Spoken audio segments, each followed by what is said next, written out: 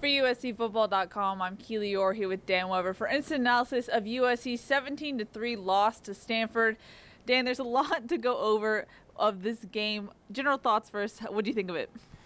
I think they weren't ready to play a team like Stanford. Stanford played faster, played tougher, took them out of what they wanted to do.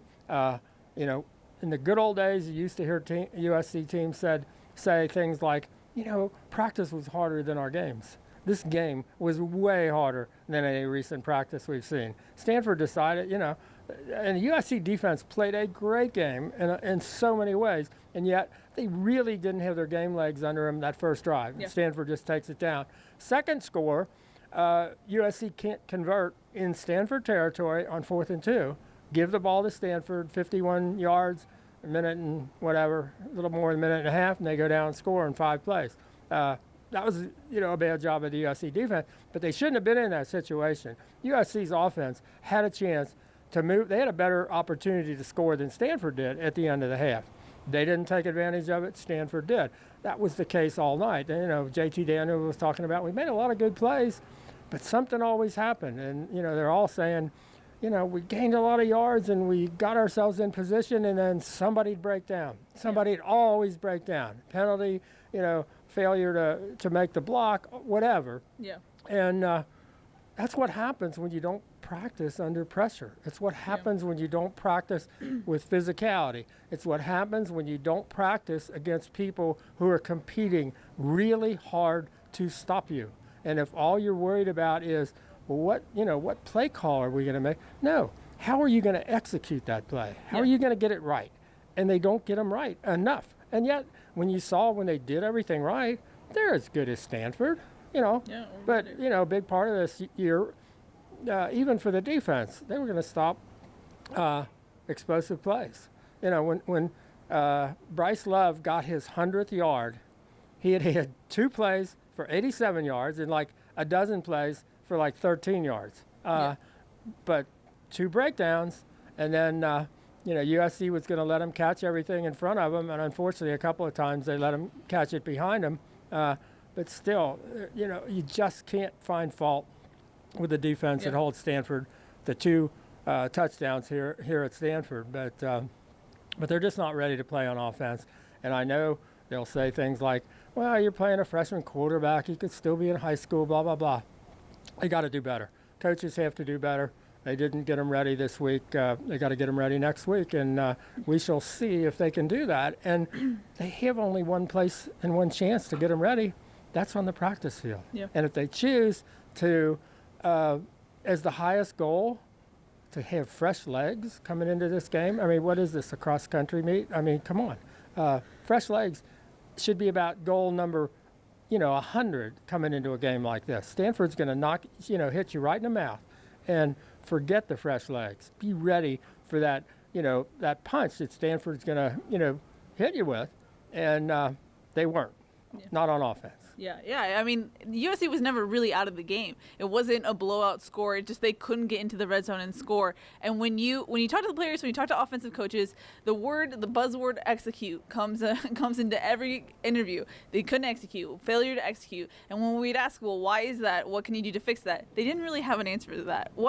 Their answer is, well, we have to watch the tape. Yeah. No, your answer is we have to do it on the practice field. If you don't execute on the practice field, if you're not required to do it at full speed against great competition, against people who will make you look bad if you don't deliver the ball on time, for example, they have a chance to score there.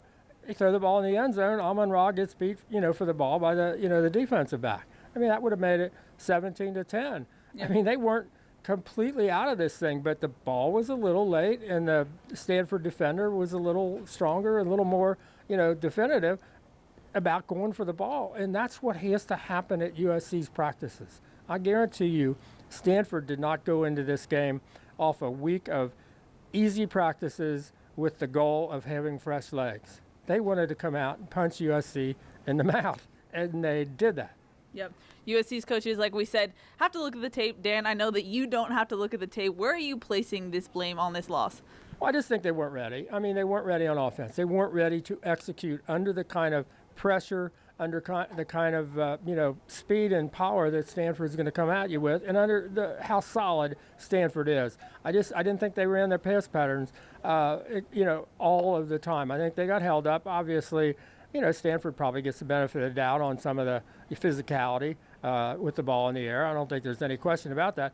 You've got to get ready for that in practice, and if you're not used to running patterns against people that are beating on you, it's really hard to do that here at Stanford in a game where everything's on the line. So they've got to get practice right. 2 weeks ago, we thought, man, Tuesday, Wednesday, they competed. They went after one another. A week ago, it was, one out of 2 days. Last week, it was, Tuesday, Wednesday. They really didn't go after one another hard. Maybe they know something we don't know. Maybe the fresh legs will get them through. No, not enough. So where does USC go from here? I know a lot of fans are upset. They didn't expect a loss like this to happen. They didn't expect USC to not score a touchdown. Where do they go from here? Well, they go to Austin, Texas against a team that, based on what Texas has done the first 2 games, what are we looking at? A 3-3 tie with a shootout at the end or, something like that? I don't know. I think they got to get better on the practice field. They've got to learn how to practice. They got to practice hard. They got to demand that they execute. They can't accept, 10 guys got it right, or you don't even know if 10 guys got it right because you don't have that other defense trying to stop you. I mean, a couple of weeks ago, we heard there might not be a whole lot of scout team work.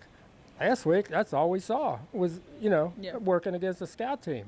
And it looked like, a lot of, more like dummy scrimmage than anything. I don't think that gets you ready for Stanford. Obviously, it doesn't get you ready for Stanford on offense at all.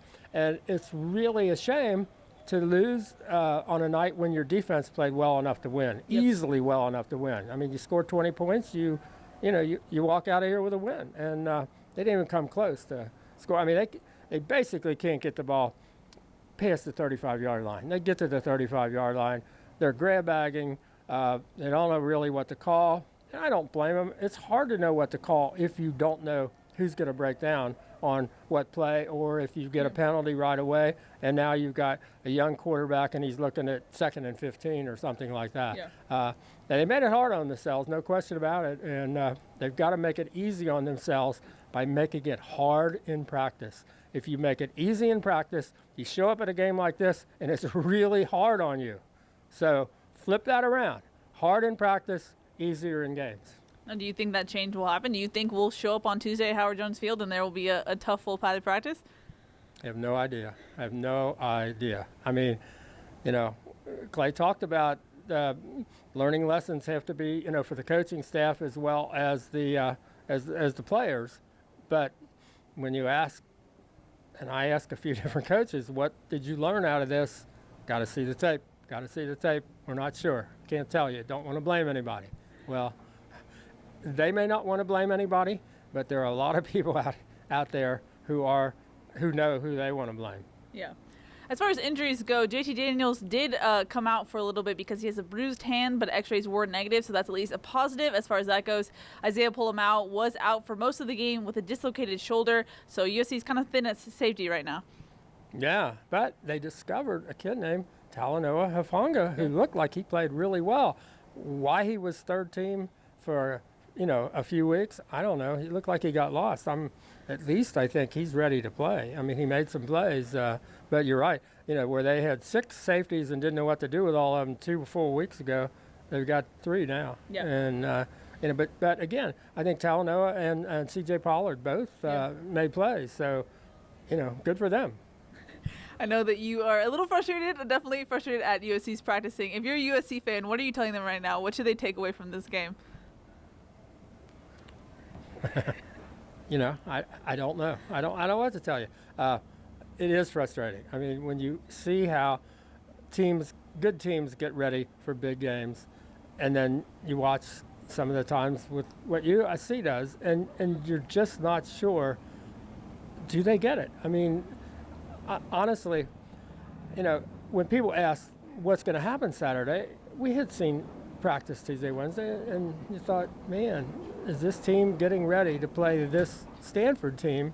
And, the answer we would have said if you just said, you got to bet your house or whatever, you would have not bet your house that they would be ready to play this game, and they weren't ready to play this game. I mean, JT, just a little bit late, just a little, and that's not because he's a freshman or whatever. I think it's how they practice, and he's got to be speeded up. But how do you speed him up? You speed him up at practice. Yeah.